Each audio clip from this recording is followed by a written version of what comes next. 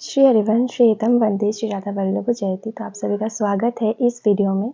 इस वीडियो में हम चर्चा करेंगे कि सेवा में हमें किन किन सावधानियों में ध्यान देना चाहिए, क्या क्या चीज़ें हमें सावधान रहना चाहिए, स्वच्छता के मामलों में क्या क्या करना चाहिए। तो इसके लिए सबसे पहले हमें जानना पड़ेगा कि अमनिया किसे कहते हैं और प्रसादी किसे कहते हैं। तो अमनिया उन सभी चीज़ों को कहते हैं जो अभी तक ठाकुर जी को, अभी तक हमारे प्रियालाल जी को भोग नहीं लगा है। चाहे वो कोई फल हो या फूल हो या पूजा की कोई भी सामग्री हो, जैसे कि कोई बर्तन हो, उस बर्तन को हमने साफ मतलब मार्जन करके साफ करके रखा है, तो वो साफ जो बर्तन है वो है अमनिया। जो फल हमने फल रखा है, अभी तक अर्पण नहीं किया है, तो वो अमनिया। या फिर कोई वस्त्र हो तो उसको हमने धुल के रखा है, तो अभी तक मतलब सेवा में नहीं लगाए, तो वो अमनिया। तो इन सभी बातों का एक ही अर्थ है कि जो जो पदार्थ, जो जो चीज़ें अभी तक सेवा में नहीं लगाए लेकिन सेवा के योग्य बना है, मतलब सेवा करने लायक है, योग्य बना है, जैसे कि बर्तन धोया हुआ है, वस्त्र धोया हुआ है, फल बना हुआ है और फूल है। फूलों में हमें पानी छिड़कना होता है, फूल तोड़ के ही डायरेक्टली हमें अर्पण नहीं करना होता है। फूल तोड़ के फिर उसमें पानी छिड़क के फिर ही हम पानी और चंदन छिड़कने के बाद ही वो अर्पण करने मतलब सेवा के योग्य बनता है। तो जो पदार्थ सेवा के योग्य बने हुए हैं उनको अमनिया कहते हैं। और प्रसाद उनको कहते हैं, प्रसाद या प्रसादी, जो भोग में या फिर सेवा में लग चुका है, जैसे कि फूल हो जाए या फिर फल हो जाए या फिर कोई वस्त्र हो जाए या फिर बर्तन, ये सब चीज़ें सेवा में लग चुके हैं, तो वो है प्रसादी। तो अभी हमें सावधान जिसमें रखना है, मतलब सावधान क्या होना है इन दोनों चीज़ों के अंदर, कि प्रसादी चीज़ अमनिया के साथ स्पर्श ना हो, मतलब अलग अलग करके रखिए। अगर सोच लीजिए एक फल है और इधर प्रसादी रखा हुआ है, तो फल और प्रसादी मतलब अमनिया है, वो अभी तक सेवा में नहीं लगा है एक फल, तो वो अगर प्रसादी के साथ स्पर्श हो जाए तो वो भी प्रसादी ही माना गया है, इसलिए उसे अलग रखना है। तो मैंने बस फल के साथ ये उदाहरण दिया है, ऐसे हर चीज़ में, चाहे वो बर्तन हो, वस्त्र हो, जितने भी पदार्थ होते हैं हमारे मंदिर में, वो सारे पदार्थ मतलब अमनिया को अलग रखना है और प्रसादी को अलग रखना है। अगर प्रसादी अमनिया के साथ लग जाए, स्पर्श हो जाए, तो वो सारा का सारा प्रसादी ही समझा जाता है। और हमें सेवा के योग्य जो चीज़ है वो अमनिया ही रखना है, मतलब सेवा में अमनिया चीज़ों का ही यूज़ करना है। प्रसादी चीज़ है तो सेवा के बाद वो चीज़ प्रसादी हो जाती है, पहले ही उनको स्पर्श करा के प्रसादी नहीं करना है। तो ये हमें बहुत ध्यान से करना है। अभी सेवा करते समय हमें और कुछ स्वच्छताओं के बारे में ध्यान देना है, जैसे कि जो सेवा हम लगा रहे हैं, जो भी पदार्थ, वो स्वच्छ हो, उसमें कोई मतलब गंदगी ना हो या फिर वो प्रसादी वस्तु ना हो, कोई वस्त्र हो या बर्तन हो या कुछ भी हो, उसमें स्वच्छता का ध्यान रखना है कि वो साफ़ सुथरा हो। और मंदिर हमेशा हमें साफ़ सुथरा रखना चाहिए। और हमें स्वयं की भी स्वच्छता देखना है कि हम खुद स्वच्छ है कि नहीं, हमें खुद पवित्र रहना है। जैसे कि अगर हम शौच करने जाए, तो जितनी भी बार हम शौच करने जाए, मतलब पोटी करने जाए, तो हमें नहाना चाहिए। और अलग वस्त्र पहन के ही हमें पोटी करने जाना चाहिए, मतलब जो वस्त्र हम नॉर्मली पहनते हैं वो वस्त्र नहीं, अलग एक वस्त्र रख लीजिए, वही पहन के आप सिर्फ वो मतलब पोटी करने के लिए रख लीजिए, आप सिर्फ वही वस्त्र पहन के आप जाइए और आके फिर वो वस्त्र धो दीजिए और नहा लीजिए। और नहाने के बाद फिर से आपको द्वादश अंगों में तिलक लगाना है, जो अभी तक दीक्षा नहीं लिया है जिन्होंने, तो मेरी तरह ऐसे व्रज लगा सकते हैं।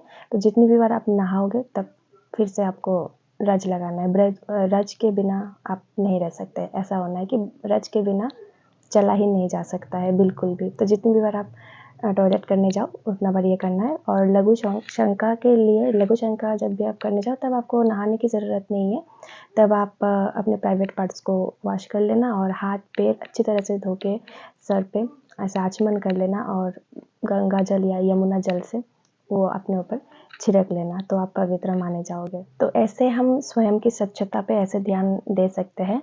और उसके साथ-साथ सेवा में हमें, जब भी हम सेवा करें, सेवा करने से पहले अच्छी तरह से हाथ को साफ-सुथरा पानी से मतलब धो लेना, हो सके तो गंगा जल या यमुना जल से हाथ धो लेना, उसके बाद ही हम सेवा में लगें। और प्रसादी वस्तु को अगर हम स्पर्श करें तो फिर से हम अपना हाथ धो लें, क्योंकि वो प्रसादी वस्तु को स्पर्श करके अगर हमने अमनिया में हाथ दे दिया तो वो भी प्रसादी बन जाएगा, जो कि सेवा के लायक नहीं रहेगा। इसलिए स्वच्छता के ऊपर ध्यान रखना है, मतलब सेवा करने से पहले हाथ धोना है, सेवा के बाद फिर से हाथ धोना है, या फिर प्रसादी वस्तु स्पर्श करने के बाद फिर से हमें हाथ जल से धो लेना है। उपासकों को और एक बात में ये ध्यान देना है कि हमें सेवा के बीच में किसी भी प्रसादी वस्तु का प्रयोग नहीं करना है। मतलब जैसे कि भोग हो गया, चंदन हो गया, इत्र हो गया, ये सभी चीज़ें प्रसादी जब हम सेवा करेंगे तो ये सब चीज़ें सेवा में मतलब प्रसादी हो गया, तो बीच में हम वो उन सब का प्रयोग नहीं कर सकते। सेवा संपूर्ण, पूरा का पूरा सेवा संपूर्ण होने के बाद उसे हम प्रसादी के रूप में ग्रहण कर सकते हैं। तो सेवा कंप्लीट होने के बाद ही हम उसे प्रसादी के रूप में ग्रहण कर सकते हैं, सेवा के बीच में नहीं। तो सेवा में सावधानिता रखने की और एक इम्पॉर्टेंट महत्वपूर्ण बात यह है कि शिव जी की सेवा में जो भी हम पदार्थ यूज़ कर रहे हैं, व्यवहार मतलब प्रयोग कर रहे हैं, वो मिट्टी से स्पर्श मतलब अगर हो गया होगा तो उसे हम जल से पवित्र कर लें, उसके बाद ही हम सेवा में लगाएं। और इससे मतलब ये बार-बार जल से धोना मुश्किल होता है, तो इससे अच्छा एक स्वच्छ कपड़ा आप ऐसे नीचे बिछा लीजिए और उसके ऊपर जैसे कि ज्वेलरी वगैरह, माला वगैरह जो भी है, वो अगर आपको रखना हो नीचे, तो डायरेक्टली ऐसे नीचे मत रखिए। उसके ऊपर एक कोमल वस्त्र, एक वस्त्र रख लीजिए और वस्त्र के ऊपर जितनी भी ज्वेलरी वगैरह है वो सब आप रख सकते हो और फिर सेवा में लगा सकते हो। और अगर वो मतलब वस्त्र ना हो और मिट्टी मतलब नीचे स्पर्श हो जाए भूमि से, तो उसे जल से प्रक्षालित कर कर ही हम सेवा में लगा सकते हैं। और सबसे ज़्यादा महत्वपूर्ण बात यह है कि उपासकों को ये ध्यान रखना है कि उनका हाथ जो है वो हमेशा स्वच्छ रहे। अगर नहीं है तो गंगा जल या यमुना जल से स्वच्छ कर ले, और ऐसे ही मतलब किसी भी पात्र को हमेशा से स्पर्श ना करें जो भी सेवा में लगने वाले हैं, क्योंकि क्या पता वो प्रसादी हो जाए, तो इसलिए नहीं करना है। और अगर करना ही है तो हाथ प्रक्षालित करके मतलब हाथ धो ले, उसके बाद ही ऐसे किसी चीज़ों को स्पर्श करें। तो ये सारा कुछ सावधानियता है, स्वच्छता है जो हमें करना है सेवा में। सेवा करते समय ये सब हमें सावधान रहना। और ये हमने आपको बताया है अष्टम सेवा पद्धति। इस ग्रंथ में लिखा हुआ है सब कुछ। आपके पास अगर ये ग्रंथ है तो आप ज़रूर से पढ़ना, आपको सब कुछ अच्छे से पता लग जाएगा। तो इतना तो हमें ध्यान रखना ही है। और पहले-पहले अगर आपको लगता है कि इतना सारा कुछ करना पड़ेगा, मतलब बार-बार हाथ धोना है, ये करना है, वो करना है, तो अपने आप हो ही जाएगा। सेवा जब हम करते हैं तो ये ध्यान में रह ही जाता है, तो अपने आप ये हो जाता है शिव जी की कृपा से। हमें इतना सोचने की ज़रूरत नहीं है, बस मन में प्रेम हो, भाव और शिव जी की सेवा करने की इच्छा हो, तो बाकी सब अपने आप हो जाता है। बाकी सब इतना मतलब बोझ, मन में बोझ रखने की ज़रूरत नहीं है कि इतना सारा कुछ करना पड़ेगा, इतना सारा सावधानियाँ रखना पड़ेगा, ऐसा सोचने की ज़रूरत नहीं है। क्योंकि जब आप सेवा करोगे मन से और भाव से, प्रेम से, तो श्री जी कृपा से सब कुछ अपने आप सब ठीक-ठाक, सब ठीक रहेगा।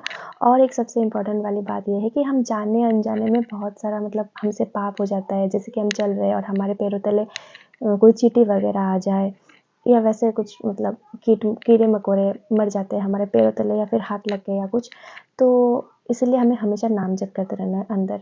राधा वल्लभ श्री हरिवंश या राधा राधा जो भी हो, राधा या राधा वल्लभ श्री हरिवंश, जो नाम आपको प्रिय लगे वो हमेशा अगर हम जाप करते रहेंगे तो ये सारी जो अनजाने में जो हमसे अपराध बन जाता है वो सब कट जाता है नाम से।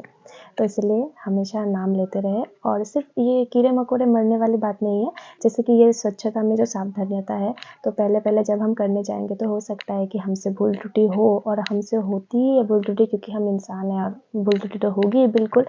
तो इसीलिए हमें नाम जप हमेशा करना है, ताकि भूल त्रुटि हो भी जाए तो भी मतलब उसका उतना इफ़ेक्ट ना हो, क्योंकि नाम से सब कुछ स्वच्छ ही हो जाता है, नाम से सब पवित्र हो जाता है। तो इसीलिए यही सबसे महत्वपूर्ण बात है कि हमें नाम जप हमेशा करना है।